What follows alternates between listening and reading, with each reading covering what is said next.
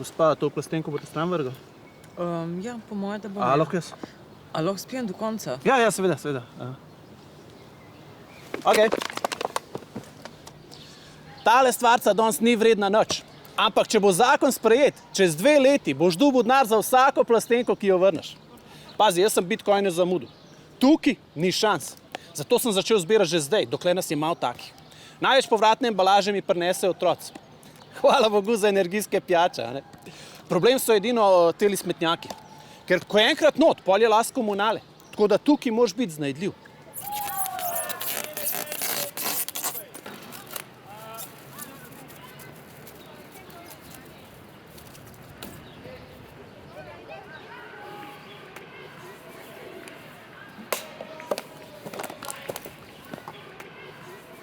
Sistem je skoraj popoln.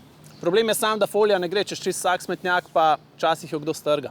Zato je fajn, če v svojo finančno organizacijo vključiš kolege, ki so trenirali košarko.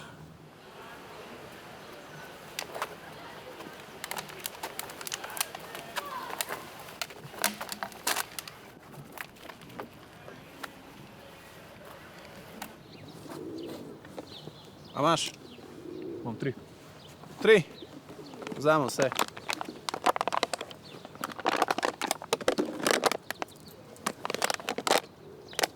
3 centa. To je to. To je to. Si škrtal. Zdaj zihar mislite, da sem nor, da plačujem 1 cent za plastenko. Na Hrvaškem je tale stvar vredna 7 centov, v Nemčiji 25. Mi smo nekje vmes, tako da bo cena zihar 1,10. A mi lahko za katero koli delanco jamčite, da bo čez 2 leti vredna 10-krat več?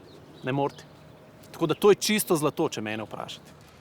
Biznis zaenkrat super laufa. Edino, kar je, malo mi zmanjkuje prostora. Bajta že čisto polna, smo se mogli seliti. Avto, kot vidite, tudi.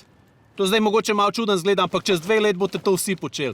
Če ima kdo slučajno kakšno prazno stanovanje, ki ga ne oddaja, pokličite, jaz pridem z veseljem za film.